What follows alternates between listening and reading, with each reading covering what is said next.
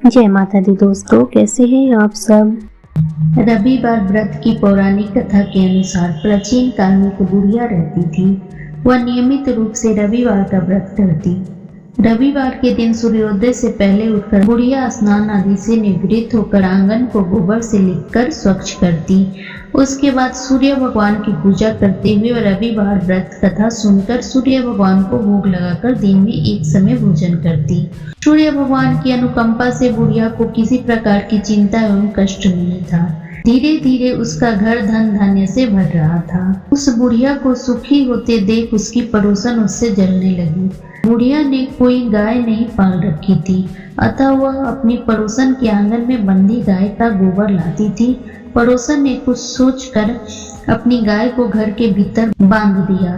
रविवार को गोबर न मिलने से बुढ़िया अपना आंगन नहीं लिप सकी।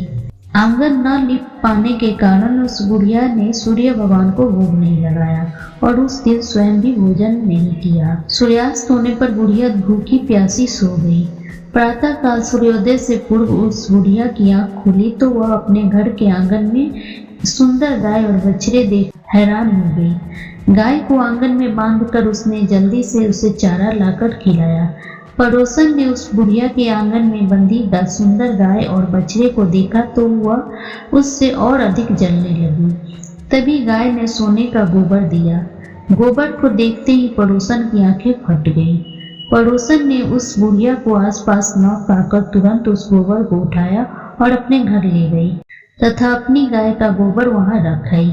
सोने के गोबर से पड़ोसन कुछ ही दिनों में धनवान हो गई। गाय प्रतिदिन सूर्योदय से पूर्व सोने का गोबर किया करती थी और बुढ़िया के उठने के पहले पड़ोसन उस गोबर को उठाकर ले जाती थी। बहुत दिनों तक बुढ़िया को सोने के गोबर के बारे में कुछ पता ही नहीं चला। बुढ़िया पहले की तरह हर रविवार को भगवान सूर्य देव का व्रत करती रही और कथा सुनती रही। लेकिन सूर्य भगवान को जब पड़ोसन की चालाकी का पता चला तो उन्होंने तेज आंधी चलाई। आंधी का प्रकोप देखकर बुढ़िया ने गाय को घर के भीतर बांध दिया। सुबह उठकर बुढ़िया ने सोने का गोबर देखा तो बहुत आश्चर्य हुई। उस दिन के बाद बुढ़िया गाय को घर के भीतर बांधने लगी। सोने के गोबर से बुढ़िया कुछ ही दिन में बहुत धनी हो गई। उस बुढ़िया के धनी होने से पड़ोसन बुरी तरह जल भूनकर राख हो गई और उसने अपने पति को समझा बुझाकर उसे नगर के राजा के पास भेज दिया। सुंदर गाय को देखकर राजा बहुत खुश हुआ। सुबह जब राजा ने वो सोने का गोबर देखा तो उसके आश्चर्य का ठिकाना न रहा।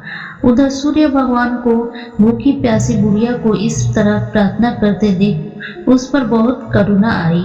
उसी रात सूर्य भगवान ने राजा को स्वप्न में कहा कि राजन, बुढ़िया की गाय और बछड़ा तुरंत लौटा दो, नहीं तो तुम पर विपत्तियों का पहाड़ टूट पड़ेगा, तुम्हारा महल नष्ट हो जाएगा। सूर्य भगवान के स्वप्न से बुरी तरह भयभीत राजा ने प्रातः उठते ही गाय और बछड़ा बुढ़िया को लौटा दिया। राजा ने बहुत सा धन देकर बुढ़िया से अपनी गलती के लिए क्षमा मांगी। राजा ने पड़ोसन और उसके पति को उनकी इस दुष्टता के लिए दंड दिया।